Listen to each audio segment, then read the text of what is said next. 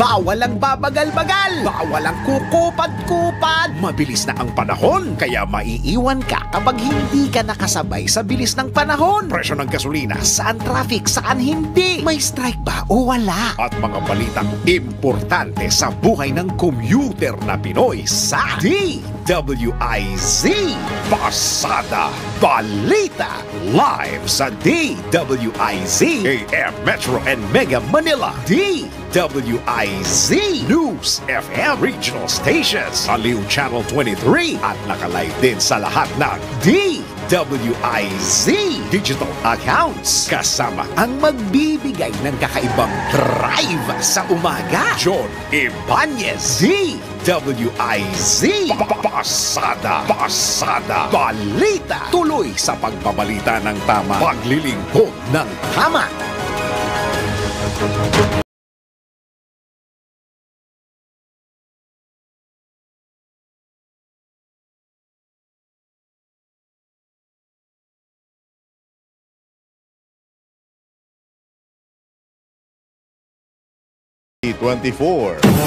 Pasada Balita. Ekonomiya ng bansa lumago sa 5.7% sa unang quarter ng taon. Pasada Balita. Dating Pangulong Duterte, Senator De La Rosa at dating PNP Chief Albayalde posibleng arestuhin ayon mismo sa abogado ng ICC. Pasada Balita. OIC ng Public Estates Authority Tollway Corporation nahaharap sa patong-patong na kaso sa Ombudsman. Pasada Balita.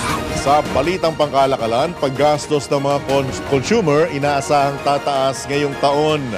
Pasada Balita. Balita sa ibayong dagat, 7 katao patay sa pamamaril sa Pakistan. Pasada Balita. At sa balitang pampalakasan, Knicks 2-0 na kontra Pacers sa NBA Playoffs. Bawal ang babagal-bagal, bawal ang kukupad-kupad. Pasada Balita. Magandang umaga, Luzon, Visayas, Mindanao, Pilipinas. Ako po ang inyong tagapaghatid balita, Johnny Ibanez. Pasada Balita. At ngayon, pasadahan na natin ang mga nagbabagang balita. Pasada Balita. Nananatiling matatag ang takbo ng ekonomiya ng bansa sa unang quarter ng taon. Batay sa datos na ipinakita ni Philippine Statistics Authority Undersecretary at National Statistician Dennis Mapa, lumago sa 5.7% ang gross domestic product sa bansa sa unang bahagi ng 2024 na mas mataas sa 5.6% na naitala naman sa huling quarter ng 2023. Dahil dito, ibinida ni National Economic and Development Authority Secretary Arsenio Balisacan ang pananatili ng posisyon ng Pilipinas bilang isa sa emerging economy sa buong Asia sa kabila ng hamon ng El Nino at iba pang global shocks. Sa katunayan, nalagpasan pa niya ng Pilipinas ang GDP ng malalaking ekonomiya tulad ng China at Indonesia. Pasada Balita. Humina ang kakayahang bumili at gumastos ng mga Pilipino sa pangangailangan. Ito naman ang inanunsyo ng PSA dahil sa pagmahal ng mga pangunahing bilihin. Ayon pa sa PSA, umabot lamang sa 4.6% ang household final consumption ng expenditure ng mga Pilipino noong unang bahagi ng taon. Mas mababa ito kumpara sa naitalang 6.4% sa kaparehong panahon noong 2023. Gayunman, mas mataas pa rin ito kaysa sa naitalang 2.6% noong ikatlong bahagi ng taong 2010. Paliwanag ni NEDA Secretary Arsenio Balisacan, ito'y dahil din sa heatwave sa bansa. Pasada Balita. Welcome sa National Anti-Poverty Commission Formal Labor and Migrant Workers Sectoral Council, ang House Bill 7178 o ang Wage Recovery Act of 2023. Ito ang panukalang dagdag sahod na 150 pesos kada araw para sa mga gagawa mula naman sa private sector. Ayon sa grupo, nahihirapan na ang mga manggagawa na itaguyod ng kanilang pang-araw-araw na pangangailangan dahil sa patuloy na pagtaas ng presyo ng mga bilihin.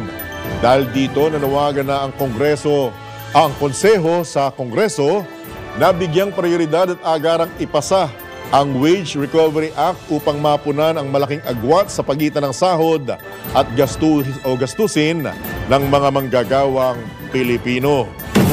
Pasada Balita.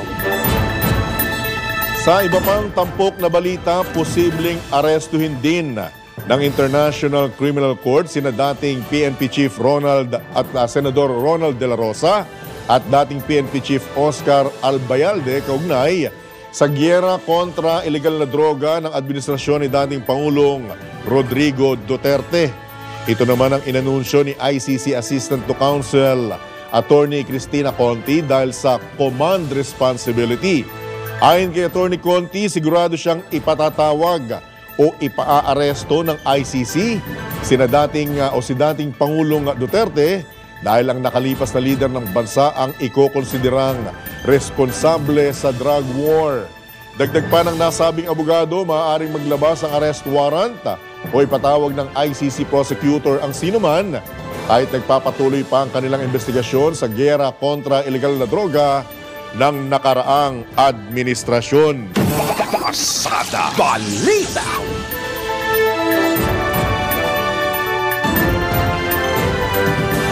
Aalis ng bansa si dating Pangulong Rodrigo Duterte sa oras na maglabas ng warrant of arrest ang International Criminal Court.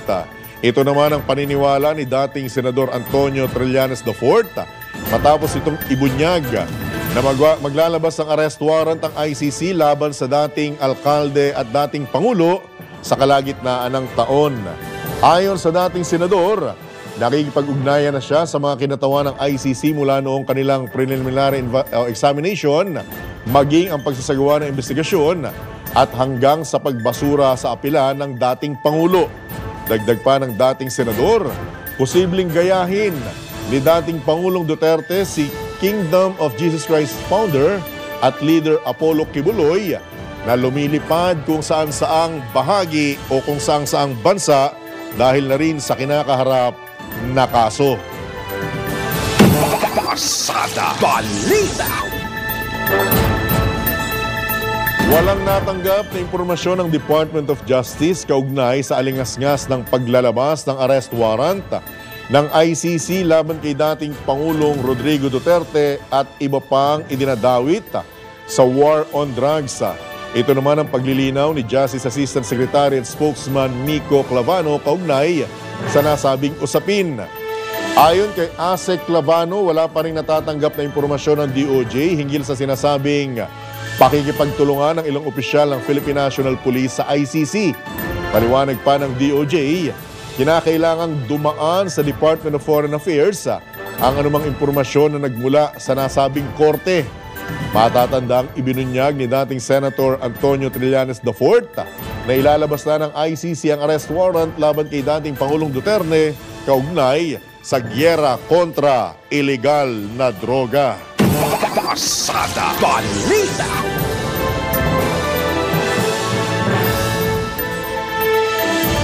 Samantala, suportado ng Caritas Philippines, advocacy arm ng Catholic Bishops Conference of the Philippines, ang desisyon ng Supreme Court kaugnay sa red tagging. Ayon sa Caritas PH, tagumpay ito para sa hustisya at malaking hakbang tungo sa ligtas na Pilipinas. Binigyan din ni Caritas PH President Bishop Jose Colin Bagaforo na matagal nang nagdulot ng takot at pagpapatahimik ang red tagging. Dagdag pa ni Bishop Bagaforo, nag-iwan ng mensahe ang desisyon ng Korte Suprema na hindi kinukonsinte ang nasabing illegal o nasabing gawain. Pasada Balita. Hinimok naman ng PNP si dating Senator Antonio Trillanes IV na maglabas ng ebidensya kaugnay sa kanyang ibinunyag na planong destabilization plot laban kay Pangulong Ferdinand Marcos Jr. Ayon kay PNP spokesperson Colonel Jean Fajardo, kung may sapat na ebidensya ang dating senador na makapagpapatunay na may sangkot dito na dalawang aktibong opisyal ng PNP, maaari niya itong ibahagi kay PNP Chief General Romel Francisco Marbil. Dagdag pa ni Colonel Fajardo, wala silang natatanggap na anumang impormasyon na may dawit na PNP official sa alingas-ngas ng pagpapabagsak kay Pangulong Marcos. Dagdag pa ng PNP spokesperson, mataas ang moral ng mga pulis dahil sa mga programang kanilang ipinatutupad ngayon at hindi rin nabawasan ang kanilang mga benepisyo. Pasada Balita.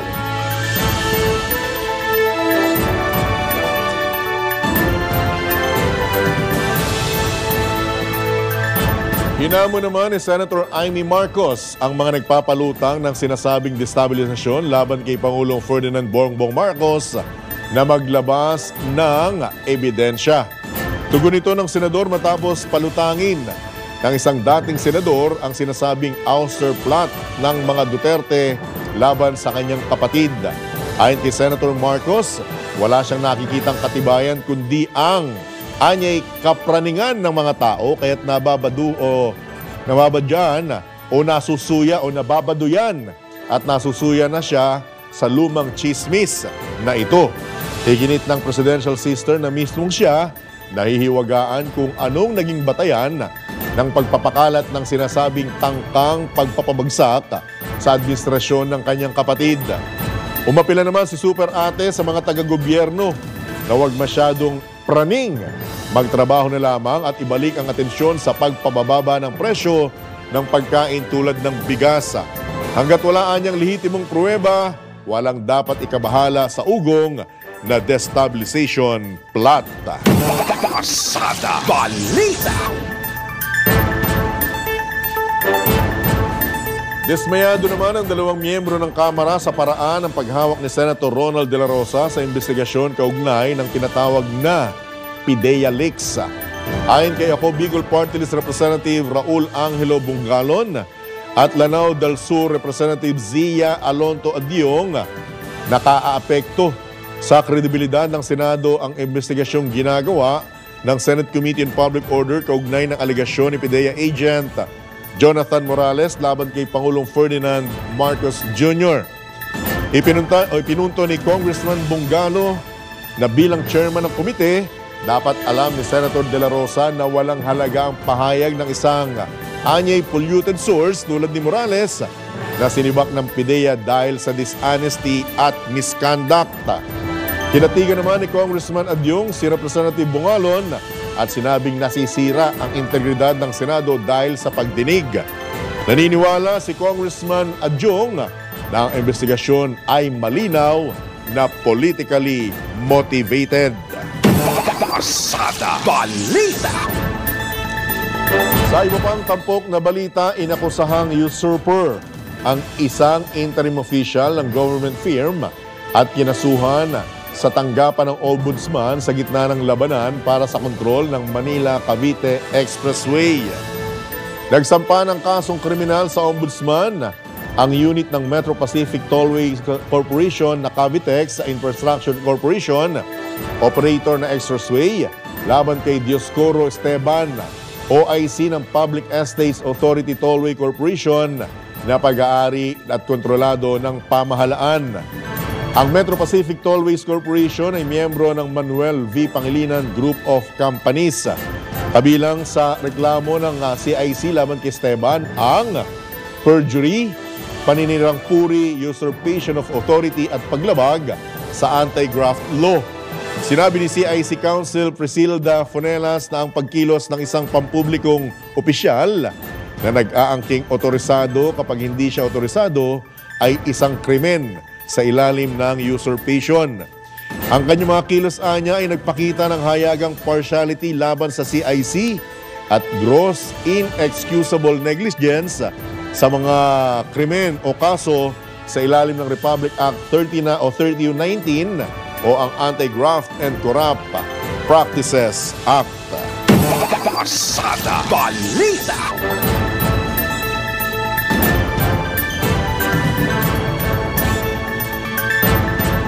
Samantala, inamin ng Department of Education na may mga pagsubok na haharapin hinggil sa direktiba ng Pangulo na madali ang ibalik ang dating school calendar. Gayunman, tiniyak ng DepEd na ginagawa nilang lahat upang masiguro na hindi makakaapekto sa pag-aaral ang nasabing direktiba.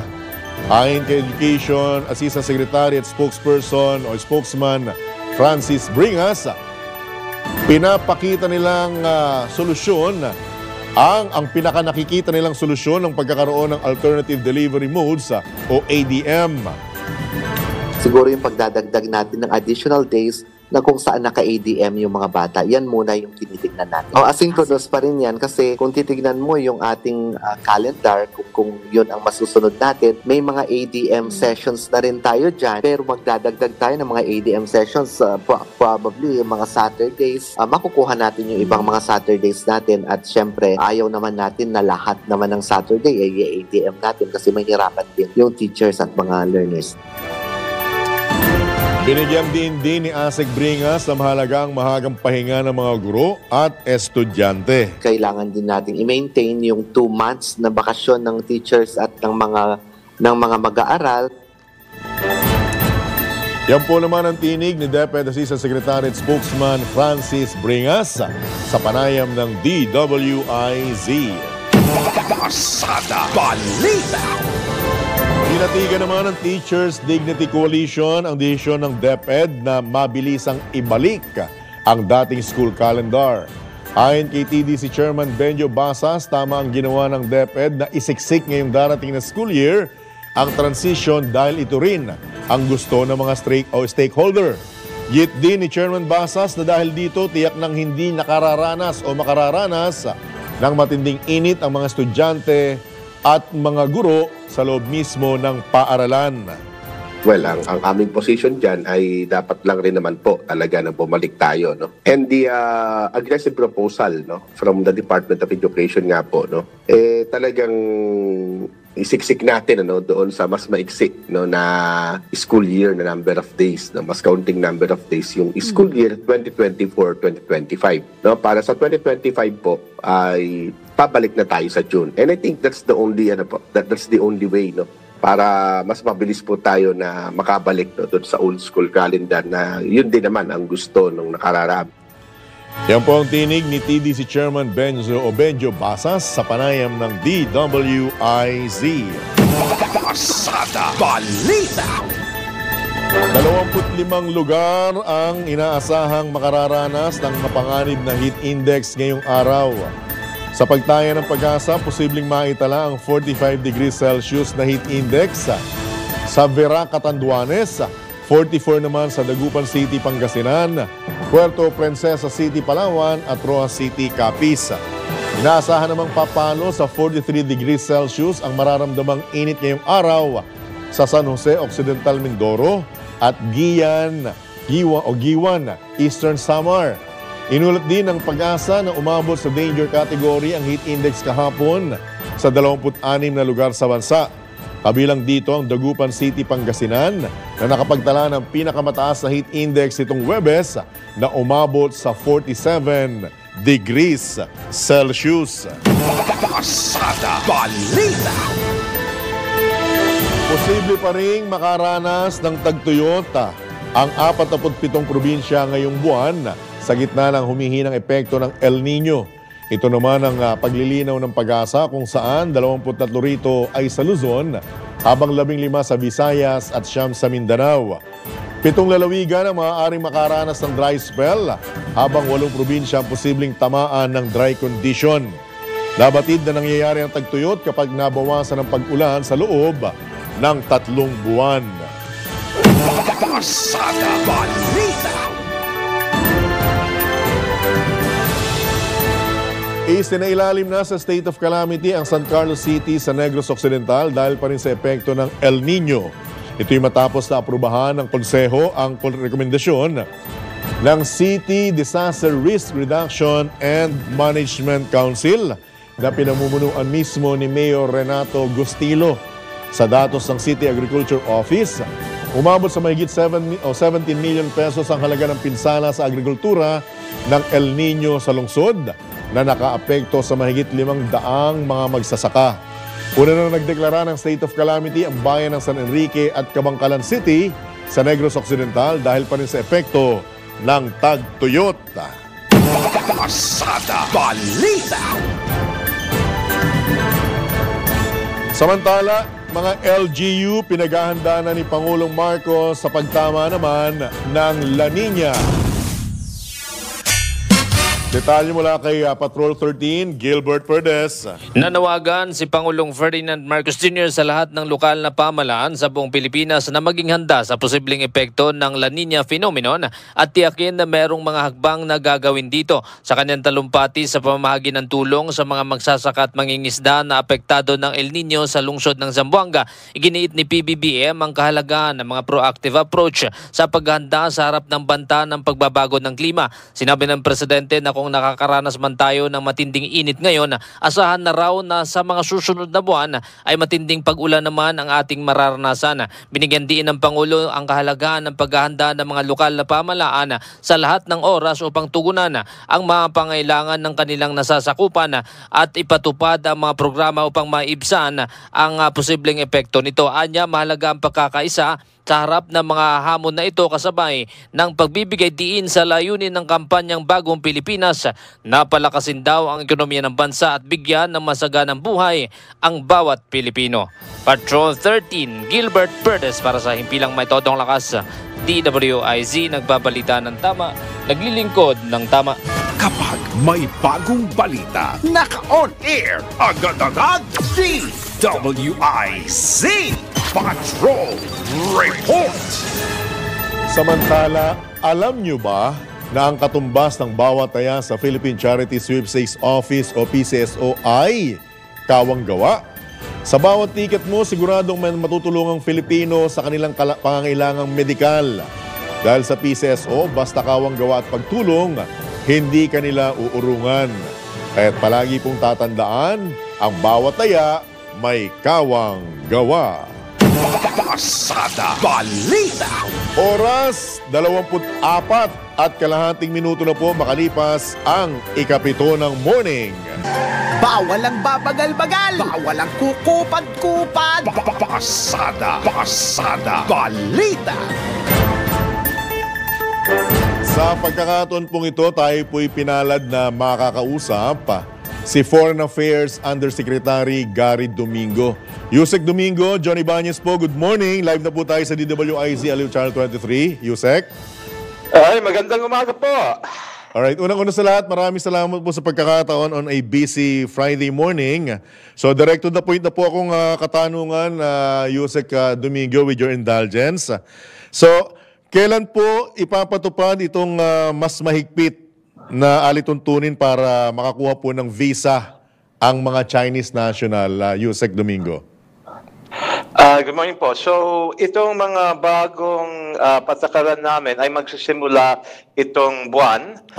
So, nagko-coordinate na kami sa embassy natin sa Beijing, pati sa mga konsulado sa China, at sa mga iba-ibang embassies and consulates natin sa ibang parte ng mundo. So, itong linggo po, itong buwan po. Opo. Alright.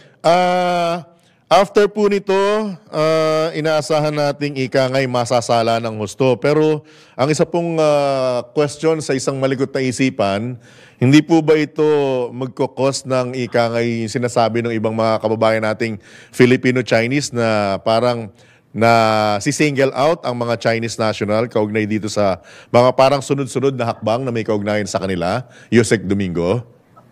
Well, tignan natin po itong bakit gumagawa natin ng ganitong mga bagay sa ating visa. Well, unang-una po, kung okay lang, take a step back, is actually gusto namin maging mas madali ang pagkuha ng visa ng mga tinatawag nating restricted nationals, meaning yung mga citizen ng ibang bansa na kailangan pa magkumuha ng visa, but may malaking potential sa more tourism, especially China and India. Like we know, itong mga kapatid natin sa mga bansa ng ASEAN, mga developed countries like US, Canada, hindi kailangan kumuha ng visa for short-term tourism, pero China and India kailangan. Apo. So last year, nagsimula kami ng e-visa, meaning basically you can get your visa through the internet.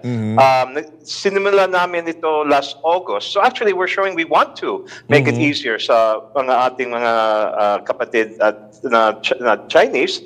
But nagpinos muna namin dahil medyo iba ang sistema ng pambayad. They use WeChat, WeChat Pay, and so on. So nagkaroon ng konting problema. The other thing we have to consider is, tignan mo, yung sitwasyon natin sa Pogo, sa mga ibang.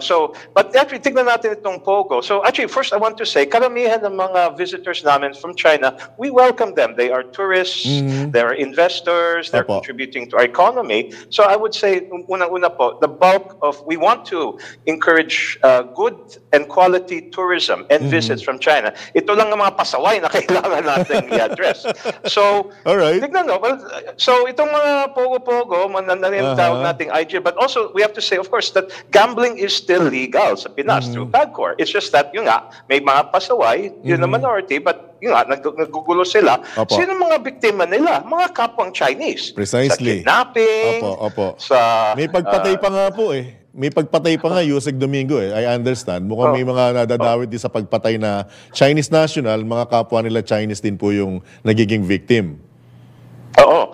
So it's just the bad people, kahit anong nationality, kasi it's na hindi lang mga Chinese, pati may mga kapwang ASEAN, ibang nationality na gumagawa ng kalokohan, but also who are victims. Yung iba na traffic, hindi nila alam na kung anong papasukan nila, pero nadamay sila sa gulo ng mga criminals. So it's actually, number one, it's mutual protection. In fact, may coordination din kami sa Chinese Embassy, kasi sila din, gusto nila umiwas sa itong gulo. So unang-una po, and I've been actually, nagpa-press con ako sa ating Chinese language, Chinese and Filipino Chinese press and media community to assure them that this is actually a para sa necessary nila. Positive. Tama po. Ano po naging reaction nila, Yusek Domingo?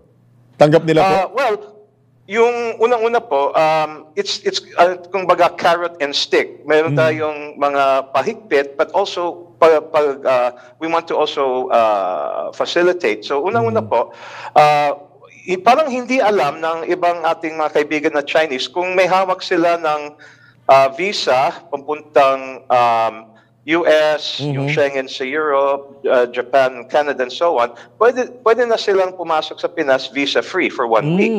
Okay. Yung iba, hindi nila alam yun. Talaga? At, ang target natin is actually more quality tourists, family tourists.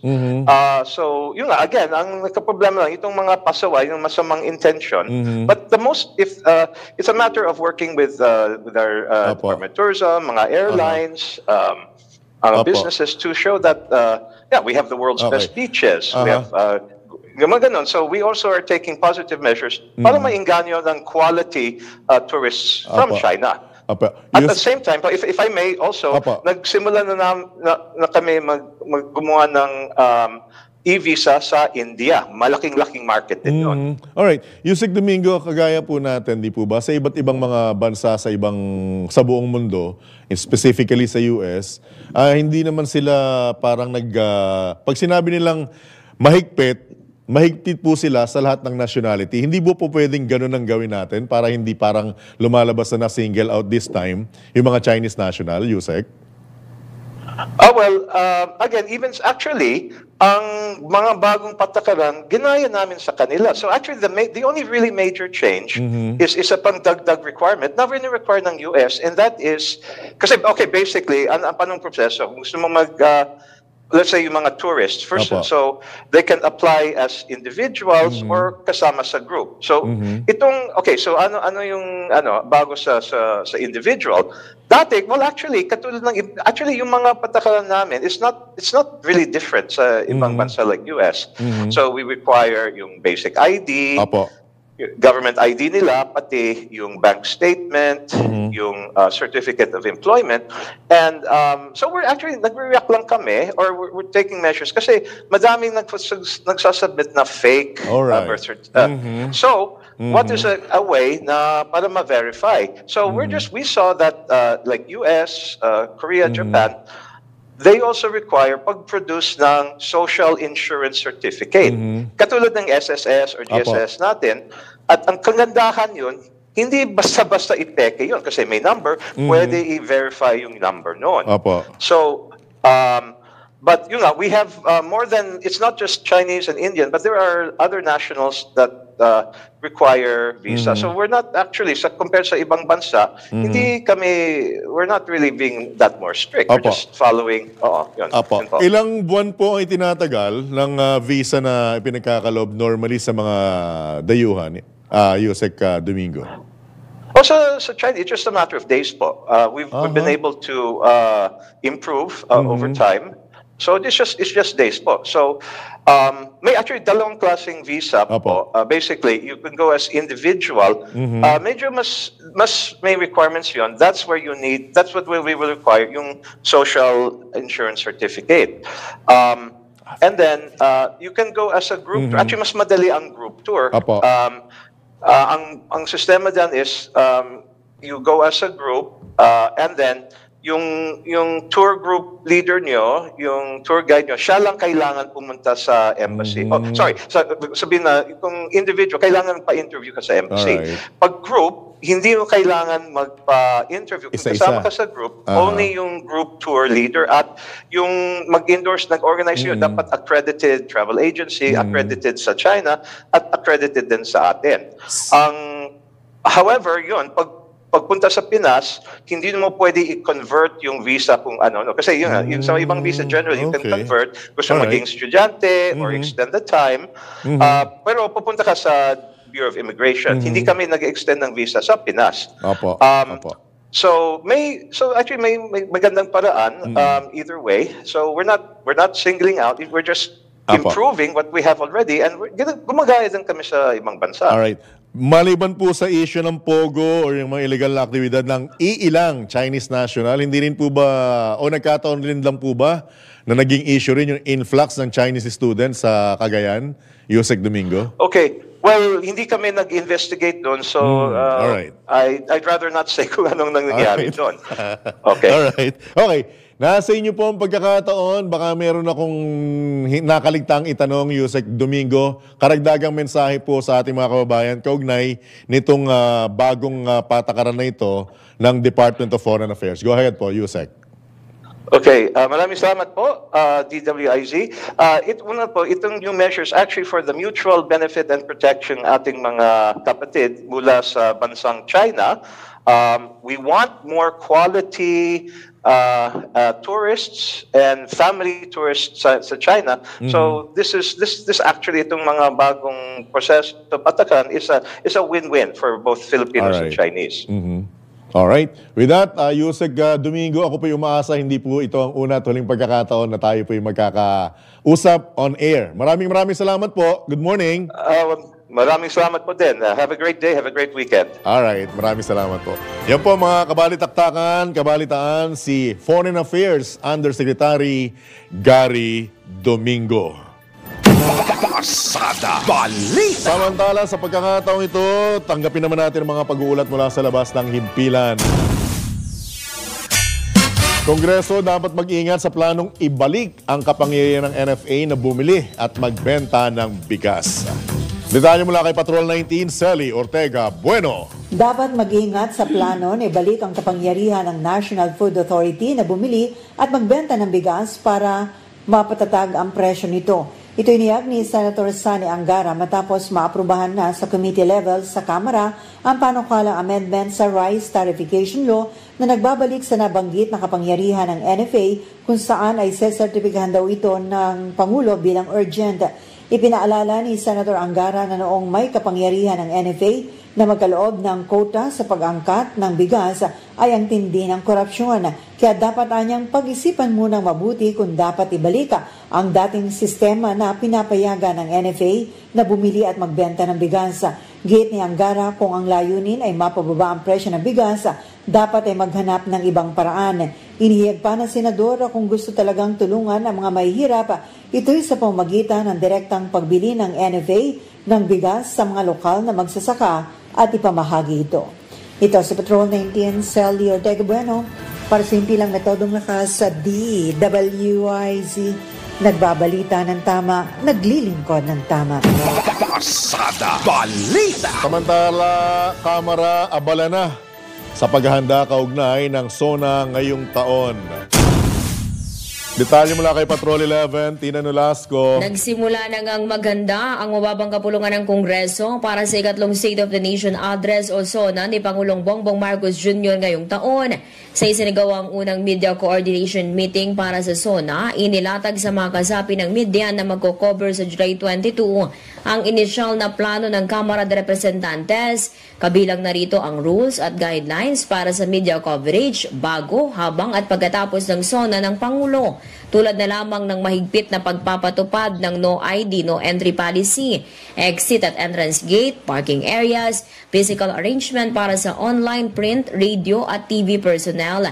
Habang pangunahing binigyang pansin sa meeting ang mga rekomendasyon at mga tanong ng media para sa ikaayos ng isasagawang ikatlong SONA ng Presidente.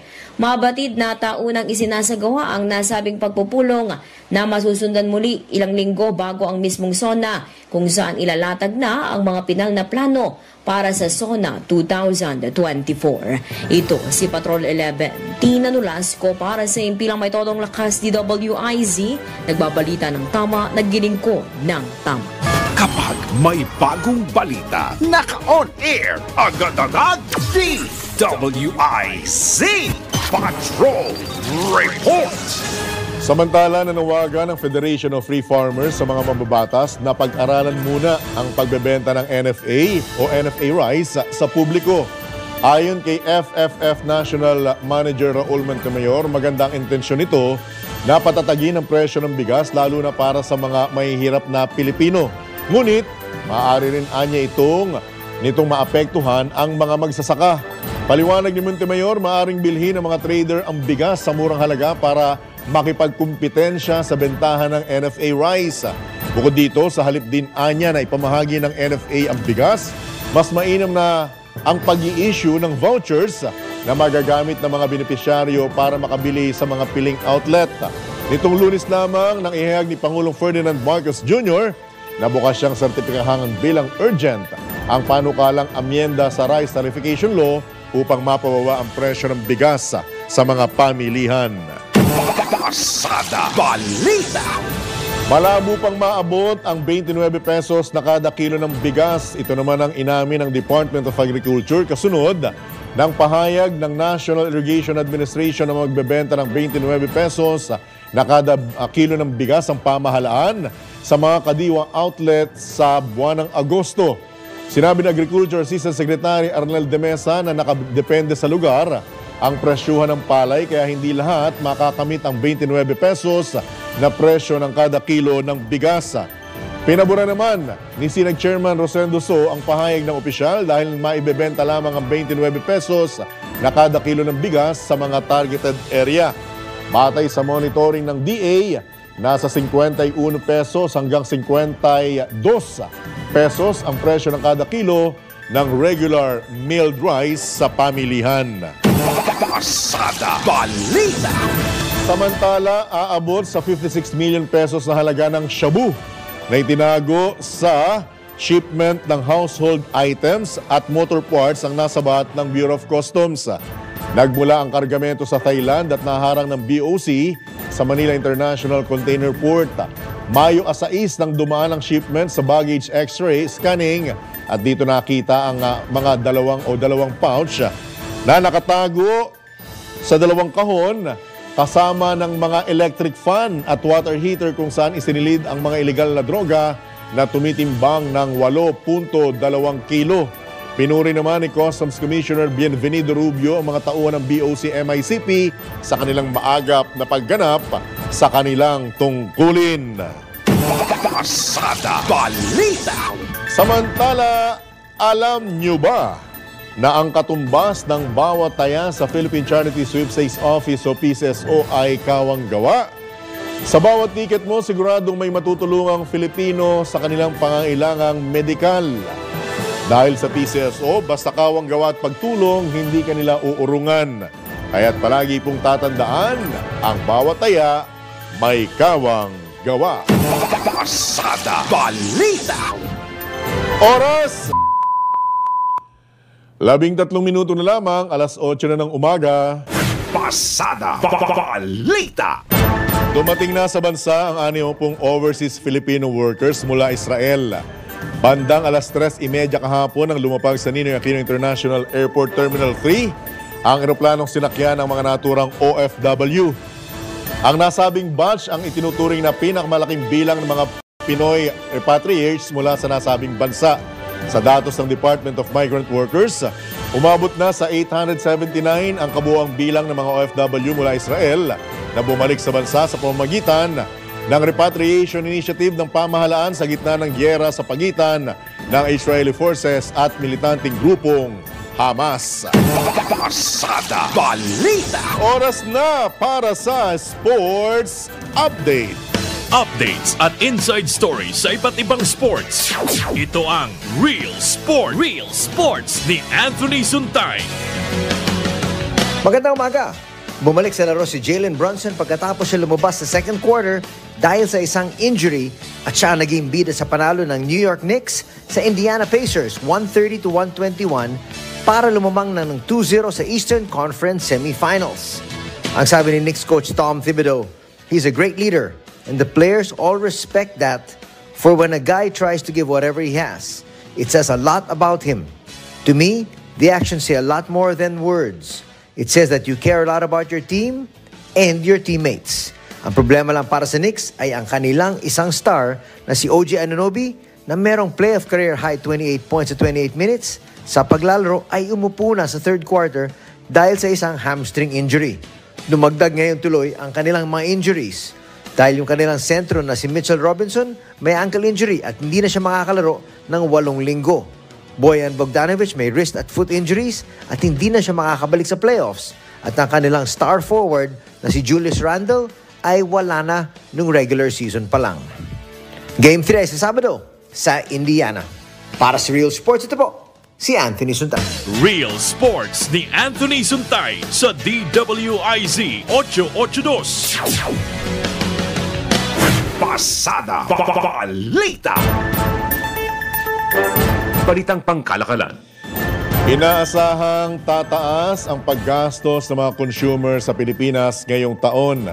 Ito ang inanunsyo ng BMI Country Risk and Industry Research dahil sa anilay humihinang inflationary pressures o nagpapataas ang presyo ng mga bilihin, malusog na kondisyon ng trabaho at mababang halaga ng inuutang.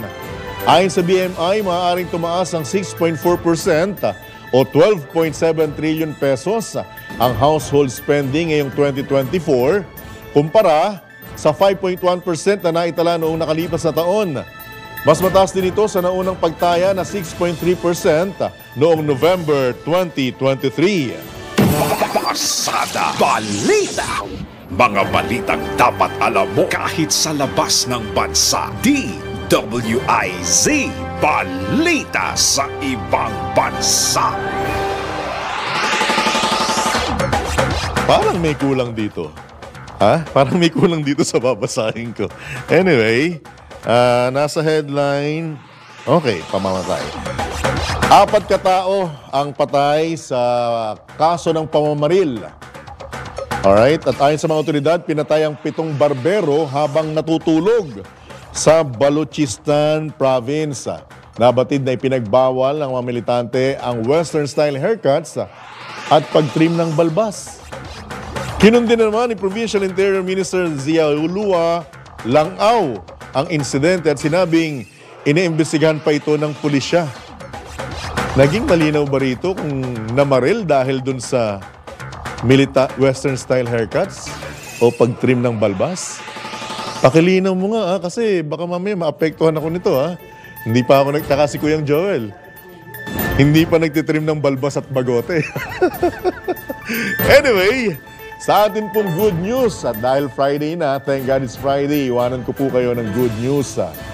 Masayang ibinahagi ng local artisans mula sa Bohol ang mga larawan ng kanilang crochet outfits na suot ng sikat girl group na Bini.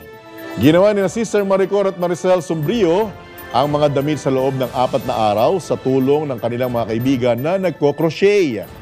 Labis naman ang pasasalamat ni Sombrio sa Bini sa kanilang fans at management at pag-promote ng mga local artist. Pasada Balita. Crochet outfits. Ano po, Raisa, paki-double check mo to ha, itong foreign news natin ha, kasi medyo nabagabag ako rito eh. Ha, hindi naging malinaw. Ha? Sa Pakistan lang? Nangangatiran ka pa ha? Anyway, bago po ako tuloy magpaalam, happy birthday kay Engineer Eugene Castro. Happy birthday! Ng Aliwat DWIC Chief Network Engineer. Si Kuyang Eugene ba yan? Aba, ganun din kay Miss Salve Nopia, DWIC FAO Legazpi, South Luzon. Happy birthday. At sumayin nyo, ay isa naman pong edisyon ng Pasada Balita. Dito lamang yan sa DWIZ. Nagbabalita ng tama, naglilingkod ng tama. Ako po ang inyong naging kabalitaan at kabalitaktakan, Johnny Bañez. Hanggang next week, hanggang sa Lunes, ang tabayanan po ang susunod na palatuntunang Karambola. Have a blessed and happy bonding time with your family and loved ones.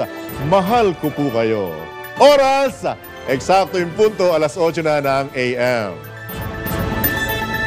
Bawal ang babagal-bagal, bawal ang kukupad-kupad. Mabilis na ang panahon, kaya maiiwan ka kapag hindi ka nakasabay sa bilis ng panahon. Presyo ng gasolina, saan traffic, saan hindi? May strike ba o wala? At mga balitang importante sa buhay ng commuter na Pinoy sa DWIZ.